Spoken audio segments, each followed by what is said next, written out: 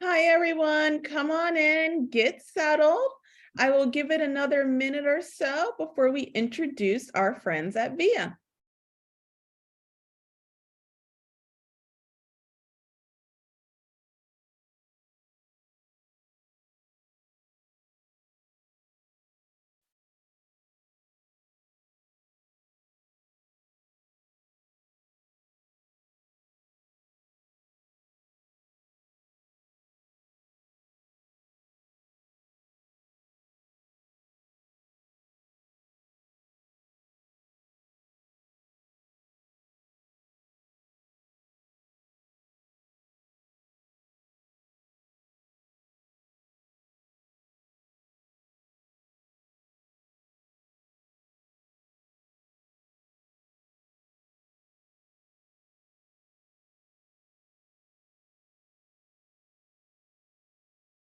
All right, let's go ahead and get started. I'm L'Oreal Lance, your Member Services Director here at CTAA. And today we have our second member webinar in November, trying to compress them all in before you all disappear for fun family fun over the holidays. So I'm here today with my friend Terrence from Via, and he's going to share a little bit about the paratransit solutions that Via has. Terrence, take it away. I really appreciate it. Thank you very much. And good afternoon, everyone. Just want to make sure everyone can hear me. You're good. Perfect. My name is Terrence McPherson, and I lead partnerships for the Southeast for Via. Via is a transportation technology and operations company, and I won't go into too much detail about what Via does in this webinar because I really want to keep this informational, but also a pretty good discussion I think we can have today. So what I know it's a little bit weird to have a discussion when it's kind of me talking at you all, but I would love to say that I only know what I know, and I've only seen what I've seen. So if you all have any questions or if you've seen something different, if you have a different perspective, please feel free to use the chat window. Would love to engage with you all, answer questions as they come. But as we are starting, what I would love for you all to do is in the chat window, if you don't mind putting your name, the agency that you represent, and what is a nice festive thing? What's your favorite Thanksgiving dish? Let's go with that. And that'll be a great way just to see who's in the room and get everyone comfortable using the chat window. So I'll be happy to start off. My name is Terrence McPherson. I work for Via, live in Atlanta, Georgia. And I would have to say my favorite dish, my family does a great honey baked ham that is intoxicating, but it will definitely put you to sleep. So in the chat window, would love for you guys to just put your name, your agency that you represent, and then what is your favorite Thanksgiving dish since we are in the season. Terrence, we're working on the chat. It looks like it's giving us a little problem today. Okay, no problem at all. Well, we will make this work as best as we can. We're aware that the chat is currently disabled. For the CTAA team, whenever that chat comes available, feel free to let us know. But for right now, we can just go with the Q&A window for sure. So if you guys wouldn't mind, just toss that in the Q&A. Is chat working now? Chat is good to go. All right. So one more time, if you all wouldn't mind putting in your name, whichever agency that you work with, and your favorite Thanksgiving dish.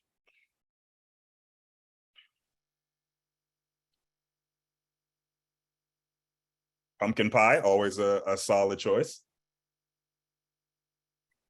Stuffing. Okay. Yep. Lots of pumpkin pie. Sweet potato casserole. I'm hoping some of these are coming with invites because I'm getting hungry. I probably should have thought about that before I asked this question. But feel free to keep the chat going and definitely want to keep this interactive as possible. But what I would like to cover with you all today is really just what are some of the emerging trends and interesting innovations happening in the paratransit space. And to be specific, when I'm talking about paratransit, I am talking about, ADA complementary paratransit services, but also in general services that appeal and specifically cater to riders with different mobility needs. Sometimes in the Via parlance, we'll call that non-ADA paratransit.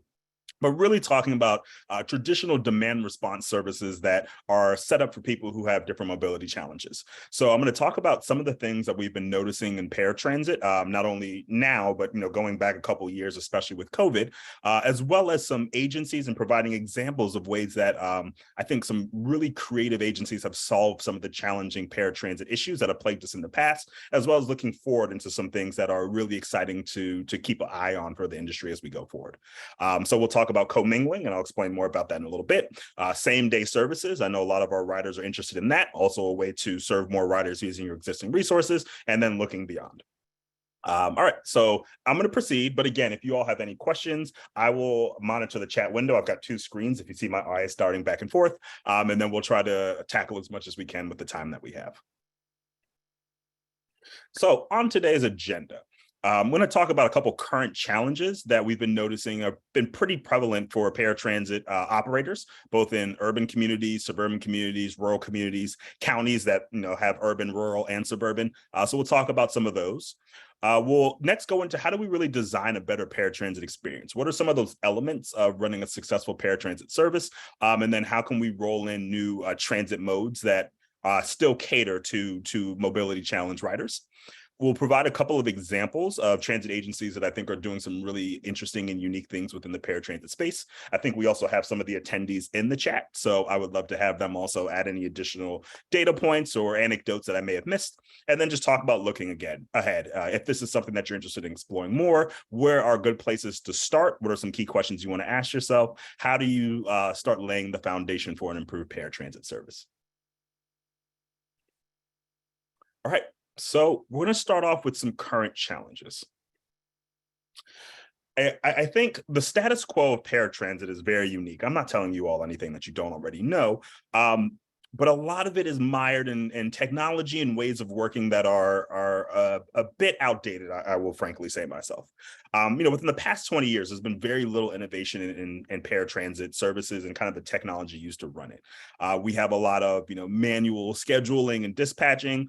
There are some legacy players in the space, but a lot of agencies are still using Excel spreadsheets or pen and paper, and so it makes it very difficult to scale operations, as well as challenging to provide riders with something different from what they know. I think one of the best anecdotes I've heard is that the technology is still back in the days where you have taxi and dispatching services like that, whereas nowadays modern riders are used to more of a Uber Lyft model of very responsive transit services. So how are we able to catch up with rider expectations while still being able to provide those mandated and compliant services that we need to?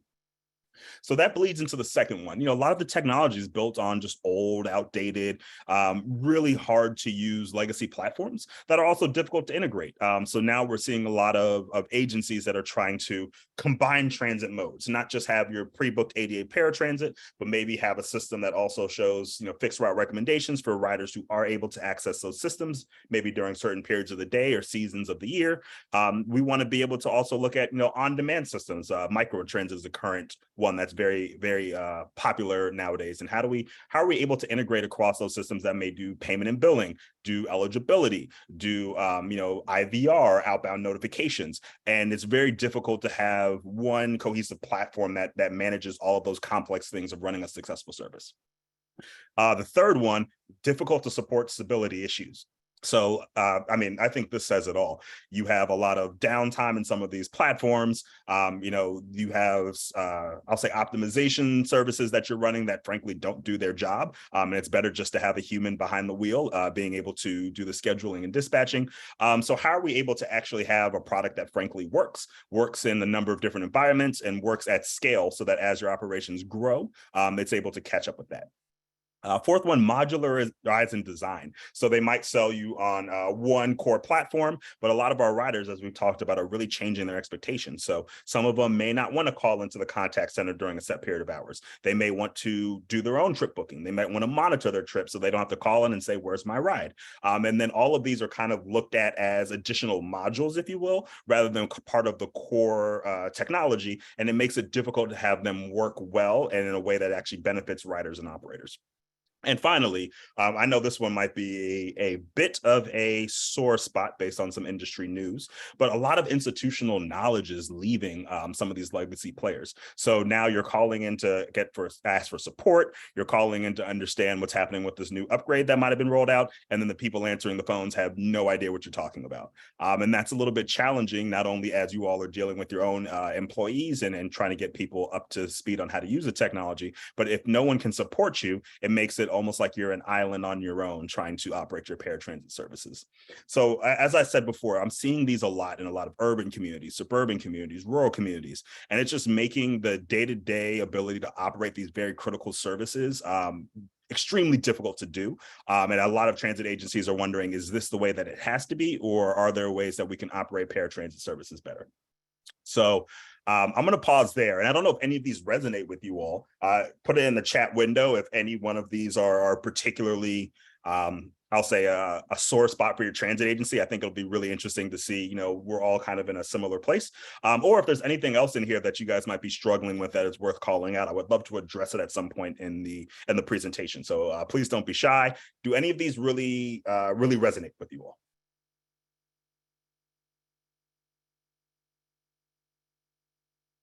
All right. Outdated technology. Yep. Okay. That makes sense. Anything else? All right. We'll keep going. Yep. Stability issues. All of them do. Okay. I feel the pain in that comment. So let us continue talking about what we can do differently. So some people may say I am not old enough to understand what all of these three things are, but I actually am. So let's talk about innovation in the industry. And an analogy that we use a lot at VIA is that, the paratransit technology industry has frankly been stuck in the car phone era. It gets the job done, but it's bulky, it's unwieldy, and the use of it is just not practical for the way that people operate and move nowadays. We have some agencies that have moved over to the flip phone, so apps did exist at that point, but still, it is a very challenging way to run complex transit networks with riders with very diverse needs, and being able to respond quickly. It's difficult to adapt to changing conditions. So the goal of today's session is really to talk about what does the iPhone look like when we're dealing with paratransit. What are some of the more modern and innovative ways that people are addressing some of these common challenges, and how can we look at opportunities to roll these out in transit agencies so that your riders are not only getting the best transit experience, but you as operators, you as transit agencies are able to operate more efficiently, hopefully lowering those costs per passenger, being able to serve more riders, and then doing with fewer resources so that you don't have to have a team of 50 being able to man the boards in order to run these networks, but being able to do it quickly and efficiently, save you all time, and then allow you also to really think about those higher level issues of how to run really effective transit networks. So hopefully the challenges, I don't want to preach to you all. You all know way more about this industry than I do. So hopefully those resonated. But now let's talk about ways that we could design a better paratransit experience. What are some of the newer thinking, newer technology that enables us to do better than we could before? So I just kind of want to define a vision statement, and this is something that we at VIA believe. If you like the language, feel free to take it with you. But what is that next evolution of paratransit? To us, we really believe that there's a world where agencies are empowered to consistently provide efficient, compliant service that drastically improves the quality of life for their riders. And we intentionally use those words because there are like three elements that are at play here. The first one is being able to provide a more efficient solution. So we know that, we have to provide ADA paratransit services under, certain requirements as are set by law, but how can we provide these services while still operating in a way that allows us to more efficiently, more cost affordably serve the riders that we have to?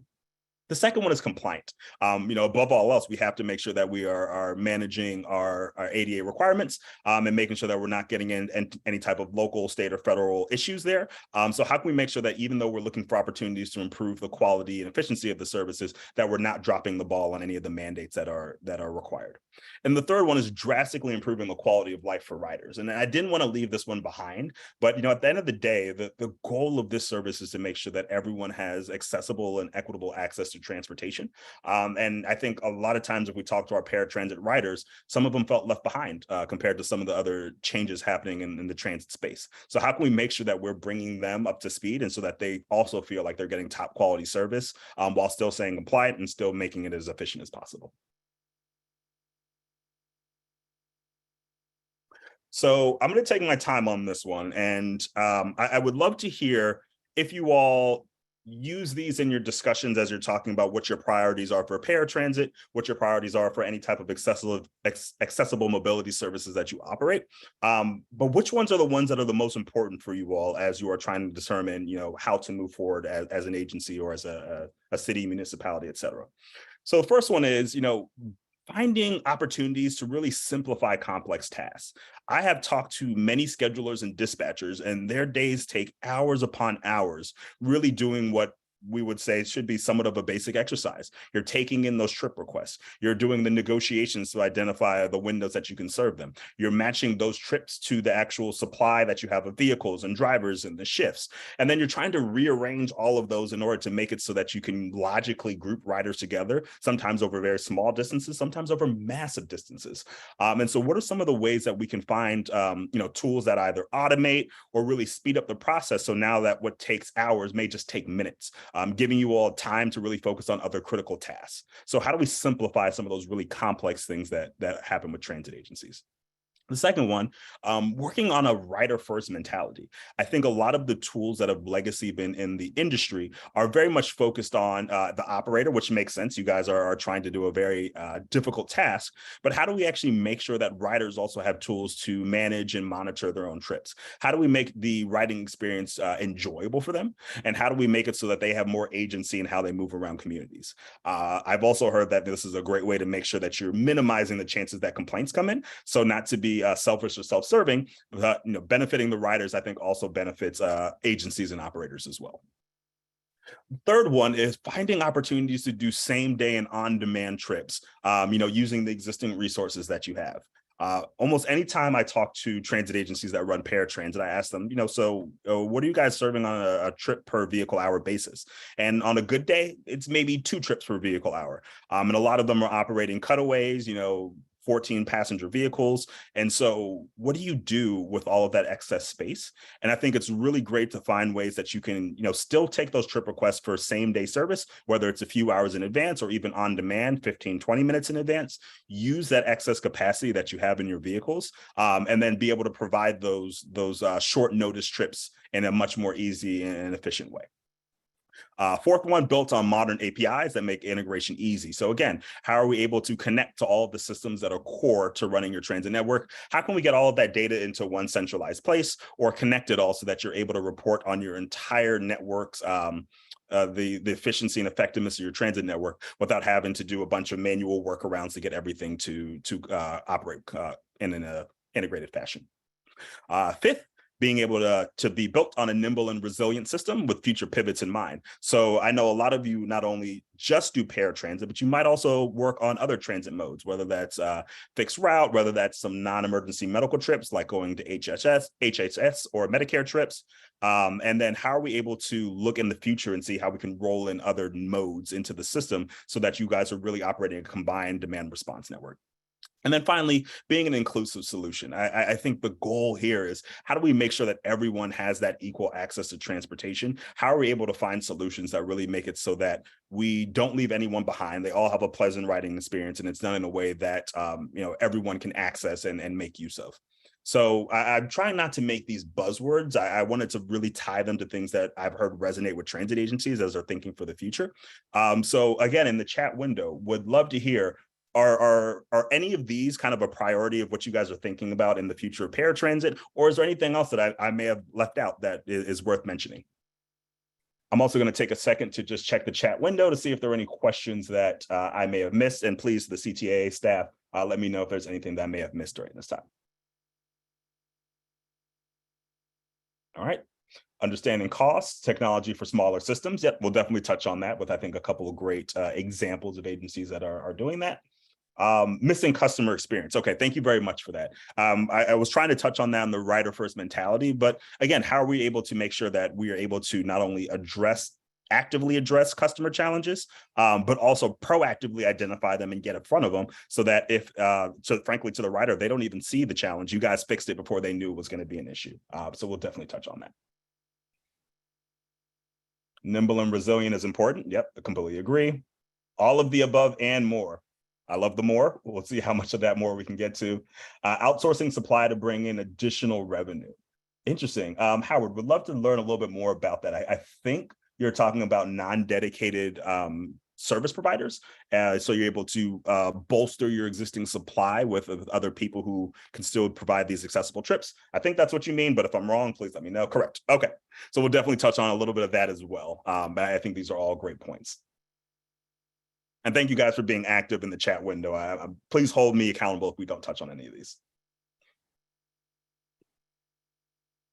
So this slide, I think, is almost like, here are the bells and whistles of technology that can help you all do this. Of course, it's a little bit nebulous just to see on the slide. So I'm happy to talk at length in future discussions if you all are interested in these. But I just want to talk at a high level. When I've seen agency use tools like these, kind of what does this do for their day-to-day? How does this change the way that they actually manage their systems? What do they get back from using these? So I kind of have three columns using automation and optimization. How do we do self-service rider tools? And then how do we extend our technology so that it can be used in other areas? So again, I'm just going to lightly touch on these, but I really want to talk about how they've changed the way people manage their transit networks. So let's start in the first column, automation and optimization. So there are some tools that help you do automatic assignment and reassignment of trips. So when trip requests come in, it's able to automatically look at your ride plans, look at your schedules, and then slot them in places where it logically makes sense to do so. So this isn't having to manually move things around the schedule and try to play around with different I'll say different choices for the way to structure your plan. It's using a set of rules that you guys can, provide some of the information on in order to automatically put them in the most logical place on the schedule. And then frankly, also move them around based on disruption. So a rider calls in and says, hey, I actually need to push this back by an hour. My doctor's appointment's going longer, or I need to change the day. With a couple clicks of the button, it automatically updates that schedule on account of what the change needs to be. And it's able to still look for logical groupings where riders coming from the same area are on the same vehicle. And so I think just using tools to save you a lot of time while still trying to find those opportunities for efficient service are key. The second one is optimize all. I think we all have experience with optimization tools from our different paratransit technology providers. But this is really being able to, at the end of the day or at a set point throughout the service day, telling the technology, I want you to tell me or give me a way to structure the rides across all of the shifts that we have available that makes the most sense. And there are actually a couple of different ways you can look at that. You can say, I want you to use all of the shifts that we have available at this point in time so that all of our riders have the most pleasurable experience, whether that is reducing the amount of wait time that they have, getting to their destinations faster, use all the resources that we have and give them the best experience possible. Or you can almost reverse it and say, what I want you to do is use the fewest number of resources that we absolutely can while still fitting those ADA windows. So this may say, all right, we have 10 vehicles available. I want you to see if you can use 6 or 7 vehicles to serve all of the trips that we have booked, and then I can figure out what to do with those remaining vehicles. And I think this is also really critical as we're all dealing with driver shortages. I even know that getting some vehicles is becoming a challenge. So how can we find more efficient ways to serve more riders with fewer resources? All of those are options in Optimize All that I'm happy to explore with you all. And the third one is intelligent aggregation. So again, we have riders who are in the same neighborhood who have trips that might be slightly apart in time. I think a lot of times if you're doing this manually, you might miss those opportunities to logically group those together. So rather than dispatching 2 different vehicles who are effectively going to the same pickup and drop-off points, we're finding opportunities to group those riders together, dispatch one vehicle, serve the same type of trip that you're doing, and then being able to realize those efficiency gains. All right, just looking at the chat window here. Okay, nothing new. Rider self-service tools. So app and website booking, in addition to the phone call. So we're not shutting down the contact center, but giving your riders other channels to really be able to manage their own trips. I know that, the majority of paratransit riders, even in our experience, are likely to still do their trip booking and reservations through the phone. But even if you can chip away at that, so if you can get, 10, 20, 25% of your riders to no longer have to call in, but to be able to to book their own rides, see their upcoming trips, be able to move their trips around, and also understand where their vehicles are is a game changer. We have one service in Hampton Roads in Virginia where I think about 25% of the riders are actively using the web and rider app tools. And just think about what that does for your contact center, what that does to be able to take calls that are actually more complex and spend more time on them. I think it's a game changer. It really just changes how your critical resources use their day. Opening up multi-channel communication as well. So I know a lot of us, may just have the rider have to know their own trip and just recall that. Some of them might do IVR, so you can call it and get an automated update of where your ride is. Some of them are just, you have to call in and get that update yourself. So being able to use some of the tools that our riders are leveraging, whether that's an outbound voice call. So say you get a call that lets you know that your ride is 10 minutes away, and then another call that lets you know that your ride is here, or a text messages or a notification in the app, but giving your riders options so that they can actually stay abreast of what's happening in their trip and then have more agency and frankly feel like the system is more reliable. And the third one is mobile payments. A lot of transit agencies are trying to move away from cash. It's not that there's anything fundamentally wrong with cash. And so a lot of these technologies can do cash or mobile payments, but giving your riders options in order to be able to use their banking system, credit cards, debit cards, even some tools like Venmo, PayPal, Cash App, so that they can actually pay for the trips that actually do have fare. And then finally, let's talk about extendable technology. And what I mean by that is, how are we able to use the same tools, the same platforms, but get more bang from your buck out of it to be able to manage different types of transit modes within the same place? So some of the things that we've been seeing are being able to do pre-book, same day and on-demand tools. So if you're already running a demand response network, it's being able to add a shorter and shorter pre-booking requirements so that riders have more flexibility. What we're not saying is, you're getting rid of pre-booked entirely and everything goes on demand. There are some circumstances in which that works, but a lot of them in which it doesn't. But being able to also say, I know that I'm going to have excess capacity. I know we're going to have empty seats or vehicles that aren't doing anything. How can we now capture those riders that didn't know that they have to go to an appointment, that didn't know that they're having the social visit, and still being able to serve them in a way that makes sense? So now you're getting more riders using your same resources. That's how we're finding efficiencies. Multimodal proposals. So this is where I was saying there might be some riders who can use the fixed route network, during certain seasons or other, time periods. So how can we give them trip proposals that are showing different accessibility options? So not only can you get this pre-booked or on-demand trip, but you can also look at a fixed route. You have confidence that it has the ADA required services, so a wheelchair lifter, et cetera, and then also be able to make those decisions yourself so that you're now empowered to look across multiple modes. And I think even adding to the chat, being able to see some of those non-dedicated modes, taxis and other type of options, so that now you can really make the trip decision that's best for you. And the last one, commingling. And I'm going to dive into commingling. We're going to double click on that as we go. But the idea behind commingling is to take multiple demand response services and operate them in one place where you let the software do the heavy thinking about what are the rules, what are the eligibility requirements, how do we serve all of those, but using the same fleet of vehicles and drivers. We've got a couple of examples that I'll share with you today about agencies that have really embraced commingling. But this is taking all of your demand response modes, putting it all into the software and saying, I want you to serve all of these trips. Just people want to get from point A to point B, but we still have to maintain our compliance requirements. You figure that out. I'm going to make sure that we're getting the trip served. And so I'll talk a little bit more about that as we go. All right, I'm seeing a lot of really great chat activity. So give me a second to kind of scan through those.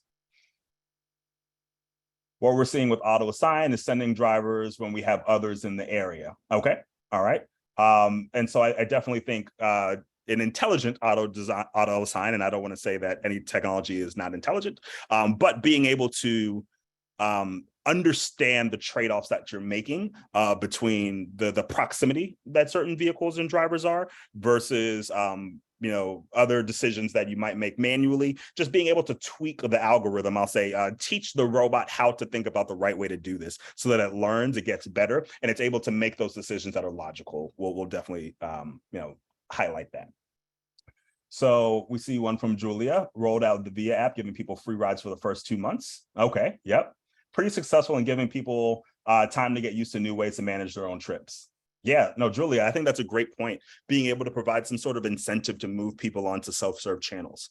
One thing that I've seen for a couple of agencies, I believe St. Lucie County in Florida, I believe is the agency doing this, but they actually have, whenever somebody calls in, enable the phone operator to actually walk them through how to download the app, how to use it. I mean, it doesn't work for everyone, but that extra time spent on the call, actually teaching somebody how to self-service their own trip, pays off in dividends. You know, your call volume, your call time, average handle time may go up temporarily, but then you start to see a drastic drop off in the number of people calling the contact center overall as they're now managing their own trips. And it's a great way to not only build that rapport with your riders and be able to, you know, show that, you know, friendly customer service aspect, but get them used to using the technology and serving their own trips, which will benefit you all in the long run as well. So finding these win-win opportunities, I think, is really important. All right, we have a question. Do you find that agencies running large vehicles with low productivity are able to slot in more trips? Or are the vehicles in use at most times, even if the trip density isn't high enough to fill them?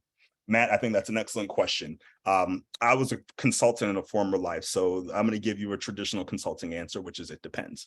I think the key thing to understand here is how are we able to understand commonality in trips? And there's a couple of ways I'll talk about in a little bit to understand that. But if you have a large population of paratransit trips that are going to areas where there are already high demand. So let's say that a lot of your paratransit trips are going to the local Walmart, going to essential government services, you know, going to housing complexes, universities, et cetera. Chances are there's a lot of riders that are, I call them general mobility, but non-paratransit riders that are also looking to make those similar trips. So if you can actually bring in your data, identify where the existing trips are happening, identify where there's a likely unmet demand, a population of people who also want to take trips, those are excellent opportunities to explore commingling, where you can actually use some of that slack capacity for other type of riders while still maintaining the integrity of your paratransit programs. And towards the end of this presentation, I'll actually show you a slide of some ways to bring your own data, think about these services, and identify opportunities to commingle. So we'll make sure that we get to that. Okay. Anything else I may be missing? All right. How does Via handle traffic when scheduling trips with their routing as it pertains to online scheduling? Yes. So this is a very Via specific answer. I don't know if all players operate this way, but we actually connect to a number of different, I'll say, mapping and routing technologies. So it's not only like Google Maps, but a couple other, you know, proprietary ones that we subscribe to. So what it does is it's actually taking, I'll say, the wisdom of the crowd across a couple of different applications to identify not only what are the most efficient routes that we can build, but also how are we building maps that are actually up to date. I know when we talk to a lot of our rural partners, there are roads that are unmapped on certain software or that take you in very inefficient areas. And so being able to leverage a lot of different data sets and then finding the most common, or I'll say the most up-to-date data source across all of them really helps you be able to tune into things like traffic, road closures, any other adverse conditions, and being able to still find the optimal trip that'll, you know, maximize your on-time performance. Does this become costly? I guess it depends on your definition of costly. I will also say with Via, this is something that is kind of built into the tool. So it's not a modular thing. You're not paying extra for these, you know, access to the mapping and routing technology. It's all built in. So I don't know if that specifically answered your question. It's difficult to do, but, you know, finding a company that or a partner that really has mastered it, I think has been important. Something from George, one thing we do is we run lift vehicles when available and not a non-lift vehicle. If there's a wheelchair out, we do not have to dispatch an extra vehicle to go to the same area. Great point, George. You know, it's just logically dispatching the right vehicle for the right riders at the right time. Sounds logical, sounds easy to do, can be difficult in practice. But again, these are the type of questions, if you guys are looking for additional partners to work with, to kind of ask them how they handle some of these questions, I think the answers will reveal a lot. All right. And then pinging gets expensive with Google. Yes. Yep. And George, happy to, or Howard, my apologies, happy to have that conversation with you offline if this is an area that you want to dive deep into, but happy to have that discussion. So I mentioned commingling before, and this is kind of, I'll say, Via's formal definition, just in case my word soup wasn't making it clear. So what exactly is commingling? Commingling to Via is when you are sharing resources across multiple demand response services. So for example, ADA complementary paratransit, like a dial-a-ride, maybe a rural general transit service, on-demand microtransit, different demand response modes like that. You're sharing those resources to reduce your operating costs and improve quality of service. I would say that is kind of our shortest, succinctest definition, but I want to make it a little bit more real. So let's talk about what that might look like. This is an example that we wanted to keep to 4 steps to really illustrate what a commingled network might look like. And so the first step, in a hypothetical example, would be you still have your pre-book riders. They're scheduling their trips in advance, whether that is 24 hours, 48 hours. They are the ones that you are guaranteeing and protecting the rides. So you want to make sure you have those in your schedule as soon as possible, and then being able to build shifts to make sure that you're able to accommodate those rides. So you're still doing what you guys are probably doing today, pre-booking those riders in advance.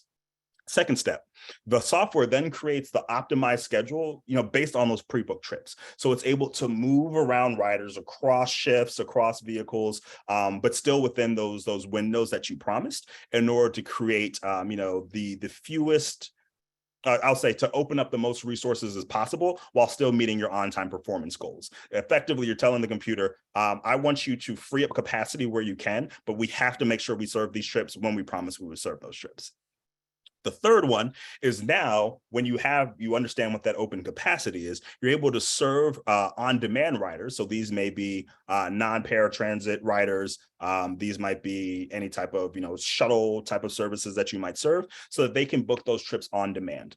So this is now, I know that I've got one vehicle that's still only picking up 2 passengers per hour, but if I'm allowing anybody else going in a similar direction, I will allow them to book that trip, and then we'll dispatch the vehicle to pick them up, understanding the road speeds, understanding the demand, understanding traffic, so that we can still protect the on-time performance of our paratransit riders.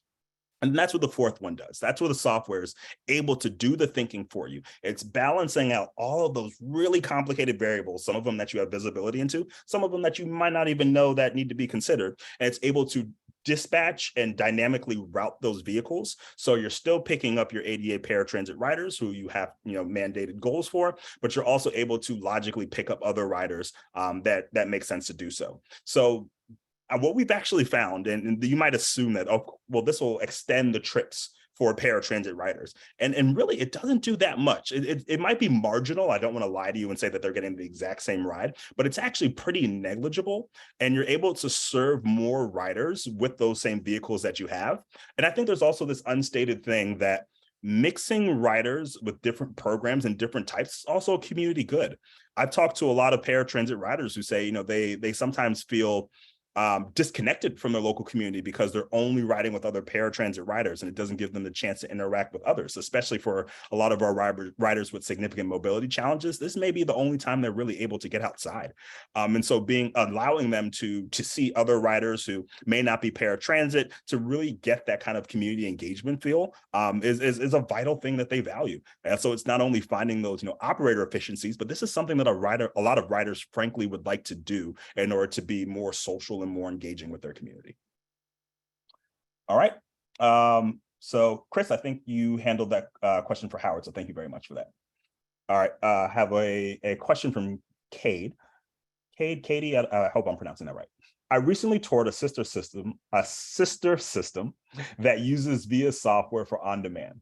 If a seat is not available, the software has the customer call back multiple times a day till a seat can be found. How does this save us on labor or efficiency, use our workforce taking up multiple calls from the same people? Shouldn't the tech solve this problem? I mean, I think that's a very valid question. And I think that, to me, takes into the nature of the differences between these programs. You're almost looking at a spectrum where you've got guaranteed rides that may not be able to serve as many passengers as possible, that traditional ADA paratransit, and then you've got really flexible rides, but you may not be able to guarantee a seat, and you might be able to serve more passengers per hour. So that's almost like an on-demand microtransit. And I think this is one of those areas where it's really important to understand, how many resources that you have and what's important to you. So this might be an agency, and I would definitely love to talk to you about this a little bit later, where they have a very limited number of vehicles, a very limited number of drivers. And so a lot of that capacity is taking up doing paratransit. And so it might be difficult for those on-demand riders to find the seat. While we can do a lot with our software, we can't magically make more vehicles appear on the road.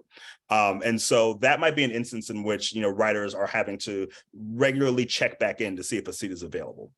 I think that's one of the areas that, allowing riders to really use the app and not having to necessarily call in every single time to try to find a ride, but being able to manage those bookings on their own so they can check when they're ready, will really free up a lot of capacity. There are also ways on the back end to tweak what that looks like. And what I mean by that is, let's say, for example, that you're promising riders that, if we can get to you within 15 minutes, we'll serve you a ride. If not, we'll let you know that there's no seat available. You can actually algorithmically extend that time. So now there might be 20 minutes, still appropriate for the type of transit system that you want to ride, but it now gives you a little bit more flexibility to find an available vehicle, making the on-demand rider wait a little bit more in order to still secure that seat. So there's lots of ways that you can actually change the way that the software thinks and the way that it operates in order to maintain that right balance between guaranteed trips that are a little bit locked in versus flexible on-demand trips. Again, the devil's in the details. This is almost like peeling back the layers on the black box, especially of how Via operates, but I'm definitely happy to talk to you about that and some of the ways that we might be able to address that. I have another question from Scott. What are the most important or prioritized common elements in successful Via implementations? In other words, how can CTAA members get themselves into the best situation to succeed with your software when they become a customer?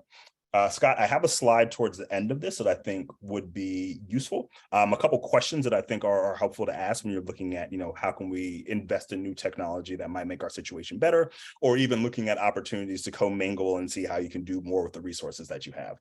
So Scott, I'll ask if we can put a pin on that. And if I don't get to it, hold me accountable and we'll make sure we address that. And then a question from Roy, does the software then record those denied trips? Yes. So we actually can show trip history to a very granular degree, whether that was a trip that was actually taken, whether that was a no-show, whether that was a cancellation. We can even see whether a rider saw a trip request and then just decided to do something else. Maybe they decided to drive instead, or a relative was going to pick them up. And so we can actually capture and catalog all of those, the outcomes of the trip request so that you can really audit it and understand what is happening with your transit network and be able to make those changes. Great chat going on. I really appreciate you all using the chat feature and really engaging with this discussion. I won't spend too much time on this because, frankly, you guys have heard enough of me just talking about theoretical services. I do want to talk about some examples of partners we've worked with. But I do want to talk about there are different ways to approach commingling. Conceptually, it can be a little bit scary. So you don't have to go big bang. There are almost levels. And I should have put, L1, L2, L3, L4, but we'll just conceptually talk about those very quickly. The first one is commingling tech. This would be the L1 version. So this is where you might have different demand response services that are, using the same technology. And while that might not be, sharing the same vehicles and drivers, it does make it a lot easier to train and cross-train your resources. So now if you have a scheduler or dispatcher who is, out of office or on a vacation or sick, it's actually very easy to switch somebody from working one service to the other rather than having to teach them to use two entirely different platforms. The second one, L2, is commingling fleets. So this is where you have a common pool of drivers and vehicles that you can use across transit services. So what this may look like is, understanding the demand of your services, you might have out of 10 vehicles, 6 of them do paratransit during a part of the day, or actually during, Monday through Friday. And then when the microtransit service actually maybe picks up during the weekend, you might have a different number of vehicles that are operating microtransit versus paratransit. So effectively, what you're doing is taking the same pool of drivers and vehicles and determining which service am I going to operate them on, and then how can I quickly switch that as I understand more about demand. This goes into your L3 level commingling shifts. This is actually your same day scenario. So it might be, I'm a driver, I am serving 88 paratransit rides during the peak hours, but then during off peak, I'm actually now going to serve microtransit rides, on demand rides. And then I'm going to serve those until I know that the paratransit ridership is going to jump back up. And then I'm going to convert back to the paratransit service. So now you're having different numbers of vehicles serving different services over the course of the day, just giving you more flexibility to respond to demand. And then the highest level is this L4, commingling trips. This is where you are serving, different rider types all in the same vehicle, all at the same time. So at any given point in time, you might have one rider that is ADA paratransit on a vehicle with a rider that is microtransit with a rider that is doing a DHS trip. And so to the rider, what's important for them is they get from point A to point B. As an operator, you're thinking, I can get more people on the same vehicles. I can still protect those requirements that I have from an on-time performance and missed trip standpoint. But at the end of the day, as long as the person gets from point A to point B based on what I promised them, I'm going to serve that trip as efficiently as possible. That I would say is the big bang level, but a lot of agencies choose to start at different levels, or maybe they move across the levels over time. Lots of different ways to approach that. Okay, taking a look at the chat window. Will you please address what is available for those needing to schedule in a language other than English? Yes, there's a lot of different ways to answer that. One thing I will say, and as you guys are evaluating different partners for your services, understanding what their experience and their capabilities are for serving riders of different needs, and language being one example. So at Via specifically, we are able to make our, let's say, rider booking tools available in a multitude of languages. English and Spanish, of course, are common, but we've actually had services that have done it in, Vietnamese, Creole, all sorts of unique languages that cater to the population. One thing that I think also is worth talking about are accessible services. So being able to cater to riders who have, poor visibility, who may need to use like a speech to type function. So having software that frankly is able to work with them no matter what their challenges are or what their mobility, vision, hearing, et cetera, capabilities are. So that's one of the things of being inclusive, being aware that your riders have different needs and making sure that you're able to cater to them. What are your thoughts on combining public and private transportation? Howard, if you could elaborate a little bit more on that, I do want to be able to answer specifically what you're thinking about, but if you can provide that information, I will definitely get to it. And Chris may have actually answered that below. Okay, NEMT and mass transit. When you say mass transit, you mean like fixed route?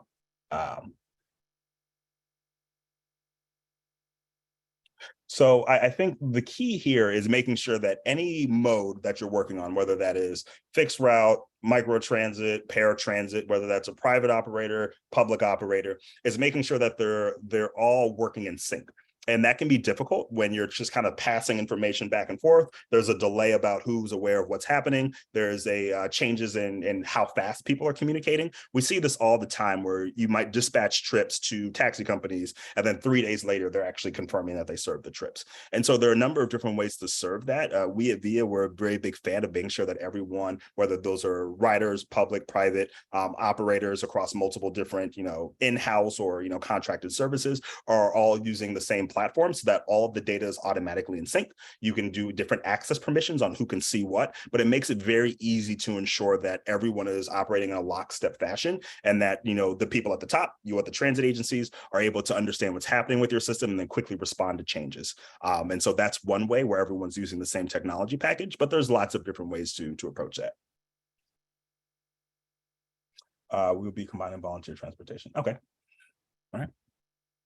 So I think what's way more fun, and I do want to be cognizant of time, is looking at a couple of examples of what some of our transit partners have done. And I believe we have representatives from all three of these. So I do ask you all to hold me accountable. But what I like about this spread of examples is that it actually shows paratransit and the idea of commingling being used across a variety of different localities. So Mountain Line is I would say, suburban, rural, largely expansive service. And so they found a way to really improve their efficiency of their paratransit service and even add in a non-ADA senior shuttle into the mix. Green Bay Metro, we're talking about a pretty prominent urban area.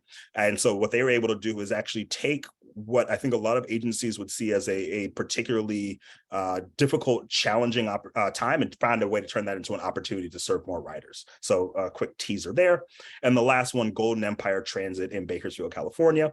They were able to combine multiple services that are all different demand response, all operating on different software, combine them into one place, and then they found some really interesting efficiency gains from that. So I'm going to step into each one of these, but please, if anything resonates with you all, or if anything that you guys would like to learn more about, please add that into the group chat. So let's talk about Mountain Line. Mountain Line is located in Missoula, Montana. And they do operate an ADA paratransit service as well as a non-ADA senior shuttle. For them, it was a very manual and time-intensive effort in order to manage both of those programs with the ridership that they were expecting. And so it produced downstream challenges. They're spending a lot of their time on scheduling and dispatching, and it was kind of difficult to do with the resource that they had, and it also affected their reporting, being able to accurately show how they're performing. So we partnered with Mountain Lime, and we were able to take, over 800 rider accounts that they had on their old platform, and then bring it over to the Via software. So that's making sure that there's effectively easy continuity of services to the riders and visible. But we did that with the ADA paratransit along with the non-ADA service. We use the same fleet of vehicles across both of them. So this is where we're looking to those commingling opportunities, where if there's an unexpected spike in demand that's offset by a lower demand on another service, you can quickly switch those vehicles and drivers over to still maintain a great quality of service. And then finally, even though this is a senior service, they're introduced a rider and web booking tool, I think, was it maybe a month or two ago, in order to enable the riders to use the self-service capability. And even within that short period of time, I think about 10%, a little bit over 10% of their riders are now using that rider and web booking tool, which, may not seem like a massive change, but I think not only does that reduce the number of calls coming into your contact center, but for those riders, it's a game changer being able to manage their own trips. So some of the benefits that those changes produce for them, they were able to increase the trips that they serve per hour, what we would call utilization, within the first 6 months by 16%, almost 20%. So now they're able to find those efficiency gains to more intelligently aggregate riders and serve them on a smaller number of vehicles that are needed. They were able to reduce the number of driver hours by 11% without a drop in on-time performance. So again, conceptually, we are able to more effectively route our vehicles to pick up and drop off riders. We're not spending as much driver time on that, and we did not sacrifice the on-time performance at all. And then the third one, 18% of their riders, they were able to serve 18% more riders compared to the legacy service. So again, this is almost a byproduct of the aggregation. You're now able to serve a larger rider pool without having to bring on additional services. This is the same fleet of vehicles, the same drivers, but just a slightly more, I'll say, a thoughtful way of doing scheduling and dispatching allowed them to get some really impressive gains. And so this is one of the ways where you can just take your existing paratransit service that is serving, these very riders with unique needs, and then without having to get additional drivers, without having to get additional vehicles, be able to find some really impressive changes just by changing what the partner that you use to operate these services. Okay. Mountain Line team, I would love if there's anything else that was left off of this, whether that's anecdotally, whether that's data. If you guys are on the line, I would love to have you add a little bit more color to this very quick story. As we're waiting on them to add any more color, I also want to talk about Green Bay, Wisconsin. So this is where I was mentioning they were dealing with a challenge that I think will probably resonate with all of us. There was a COVID-related reduction in their ridership, not only on the fixed route, but also on the paratransit services. So they had a lot of empty vehicles. They had to shorten a lot of their routes, and they were just trying to find a way to, use this as a pivot point to do something a little bit different. So what they did by working with Via in particular, they were able to use, again, the existing fleet of drivers and vehicles, but they were able to not only serve the smaller number of ADA paratransit trips that they had to serve, but they also used some of those spare vehicles to now introduce microtransit. And they did this in a way by removing some of the fixed routes that were no longer had the ridership to justify them. And they set up microtransit zones by looking at a variety of different data sources to now extend the reach of their transit network. Again, using the vehicles and the drivers that they already had on hand. So they were able to, as you can see some of the statistics on the left side, 60% of the vehicles are now serving both ADA paratransit and microtransit. And that's showing the ability to just change, what service is being used without having to necessarily go through a procurement process for additional vehicles and drivers. They're just using what they have in a more intelligent fashion. There was a 7% increase on-time performance for the paratransit service. And a lot of that was based on the tools that I mentioned a few slides before, some of the auto assignments, the optimize all features, really being able to find every opportunity to offer a more efficient and quality service. And then there was a 20% reduction in cost for microtransit compared to fixed route. Again, I think we all are in areas where we understand there are certain fixed routes that may not have the ridership to justify it, but that community still needs coverage. So being able to remove those, put in on-demand zones, and so now these vehicles aren't traveling without any passengers in it. They're only moving when somebody's actually requesting a ride, enables them to lower that cost per trip compared to empty fixed route buses moving around. But again, they just use the existing resources that they had in order to do some really impressive changes. And I just love this story because, rather than saying, well, we're dealing with a reduction in ridership, what do? They actually use that as an opportunity to pivot and improve the quality of their overall transit network. So Green Bay team, I would definitely ask for you if you guys have any additional anecdotes, data, any other color that you want to add to the story, please feel free. All right. There's a question from Kai. When blending ADA and non-ADA, how do you monitor for compliance with ADA regulations, especially ensuring ADA trips are not denied at higher rates than non-ADA trips? Yes. So I think all of that goes into some of the reporting tools, which I don't think we'll have the time to go into today, just looking at how much time we have left. But there is an exhaustive ability to capture all of the activities that are happening across all of your different transit modes, whether that's ADA, microtransit, non-emergency medical, to be able to filter on those and then be able to compare those trips accordingly. So this isn't necessarily download the data and run the analysis yourself, although you have the ability to do so, but actually having tools in place where you can do that filtering and then being able to compare all of those metrics that are critical across all the different transit modes so that you can prove this is an equitable system compared to any other mode that you offer. All right. So last one I'll talk about as an example, Bakersfield, California. This is Golden Empire Transit.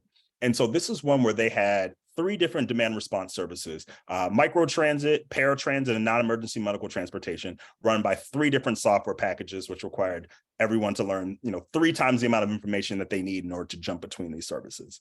Golden Empire thought that, that didn't make a lot of sense. We want to move to one platform that can manage all 3 of them. So we were able to, over time, actually migrate all of the different ridership information and rider records to one platform to manage all 3 of those services together. So now they're doing microtransit, paratransit, and non-emergency medical transportation all on one software package. The operators actually can now, small number of people manage an entire transit network and make those quick trade-offs between which vehicle is serving which type of service. And now actually they're able to do that full level, the L4 level of commingling, where any vehicle can serve any one of these riders just based on the rules of the program and the capacity that they have available.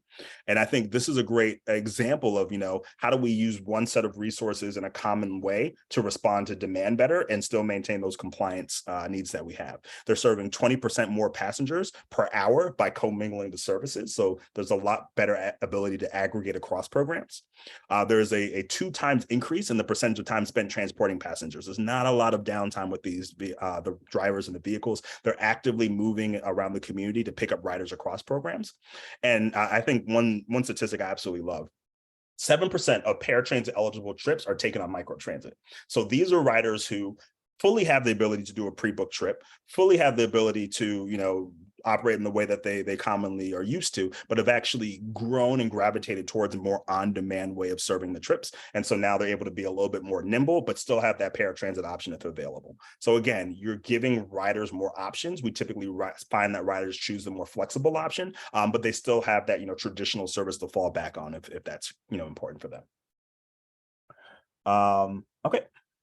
So we have 2 minutes left, and I just want to really quickly, I think we can send out a recording of this this webinar, but I just want to talk about opportunities to find ways to commingle. Definitely important to look at your existing transit patterns. This is where you're bringing your own data, not only for paratransit, but fixed route and any other modes that you have available. Analyze demographic patterns. So which communities are growing, which ones are shrinking, where are there a lot of jobs, where are there a lot of resources that need to be consumed by your community. Identify additional use cases that you might not have considered before. So, how do we connect to senior centers? How are we able to go to the new Amazon distribution warehouse that, didn't have a transit option? And then find where those points of interest are, and then finalize those zone geographies so that you can see where a lot of your paratransit ridership might overlap with your potential microtransit ridership, or where there are, less demand during certain hours that you can use to serve a microtransit trip. There's lots of software packages that can do this for you. I am obligated to mention Remix, analytics. If you guys are interested in learning more about very quick and efficient ways to do this analysis, I'm happy to talk to you as well. And finally, when is the right time to examine if commingling is right for your agency? I think this is also a broader question of how do we know it's time for something different in paratransit. So a couple questions to ask yourself, or things to validate. If you want to lower your demand response operating costs, you're looking at the numbers and you guys are spending a lot of money trying to serve these trips, definitely a time to look at an opportunity to pivot. If you want to serve more riders at a lower average cost per trip, so you have a number of resources, you have some slack capacity, you think that you could do something different with that, definitely an opportunity to look at something new. And then you want to introduce new transit modes using your existing resources. So you guys have been talking about microtransit, but you're not sure where to start. I think, looking at your paratransit services, your existing demand response services, and seeing how you can grow out the number of modes that you use with your existing resources is always a great place to consider. So we are at time. I apologize for speeding through it, but I really appreciate you all for engaging in the chat. And I'm available if you have any questions. So here's my information, and would love to chat with you all. Thank you so much, Terrence. That was so informative, and we really enjoyed all the member chat here on the CTAA side with everyone learning from both you and one another. So thank you again. And CTAA members, please know that this will go out to you via email. We'll get it all dolled up and edited down, and we'll get that out to you shortly, the presentation and Terrence's contact information. And with that, we wish you a great rest of your week. And please know that we will have one final webinar to close out the year in December. And Expo 2023 registration is on the horizon. Look for that at the end of December as well. Enjoy the rest of your day. Take care.